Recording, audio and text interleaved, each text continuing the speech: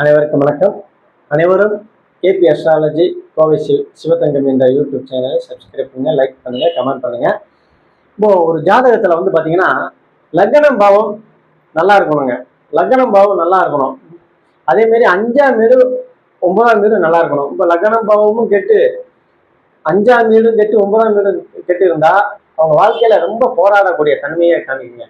இப்ப லக்னம் பாத்தீங்கன்னா 3, 6, 9, 12 காமிக்குதுங்க. இங்க 6, 12ன்னு சொல்றது லக்னத்துக்கு ஒரு தீமையை கொடுக்கக்கூடியதுங்க. அதே மாதிரி இந்த ஜாதகத்துல பாத்தீங்கன்னா 5ஆம் வீடு உபநட்சத்திரமா குரு 2, 4, 8, 10 காமிக்குது. இங்க 4, 8 வர்றது ஒரு மைனஸுங்க. சரிங்களா? 5ஆம் வீடு இங்க இந்த இடத்துல பலம் குறையிறது.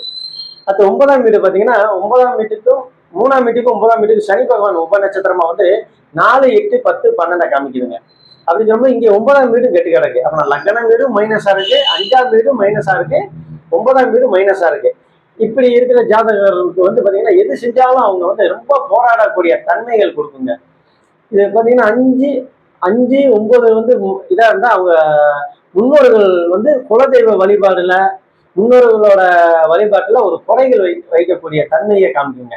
ஏன்னா 5ஆம் வீடுன்னு சொல்றது பூர்வ புண்ணியம். அங்க மைனஸா இருக்குன்னா பூர்வ புண்ணியம் தாத்தா அவங்க இதுல முன்னோர்களை வழிபாடு செய்யறதுலயோ குலதெய்வ வழிபாடு செய்யறதுலயோ குறை இருக்கும். 9ஆம் வீடு தகப்பனை குறிக்கக்கூடியது, அதுவும் குலதெய்வத்தை குறிக்கக்கூடியதுங்க. அப்படின்னு சொல்லும் போது முன்னோர்களை குறிக்கக்கூடிய இது பாத்தீங்கன்னா அந்த 4, 8, 10, 12 காமிக்கும் போது அது முன்னோர்கள் தாத்தா அவங்க அப்பா அவங்க தெரிஞ்சும் தெரியாமையோ ஒரு தவறுகள் செய்யக்கூடியதோ இல்ல குல தெய்வத்துக்கு செய்ய வேண்டியது செய்யாம இருக்கக்கூடியதோ இந்த மாதிரி தன்மையெல்லாம் கொடுக்கறதுனால பிள்ளைகளுக்கு இந்த மாதிரி வீடுகள் பாதிப்பு கொடுக்கக்கூடியது இருக்குங்க. இதை பார்த்து அந்த தெய்வ வழிபாடு முன்னோர்கள் வழிபாடு செய்து அந்த இதை நிவர்த்தி பண்றது ரொம்ப சிறப்பை கொடுக்குங்க. நன்றி, வணக்கம்.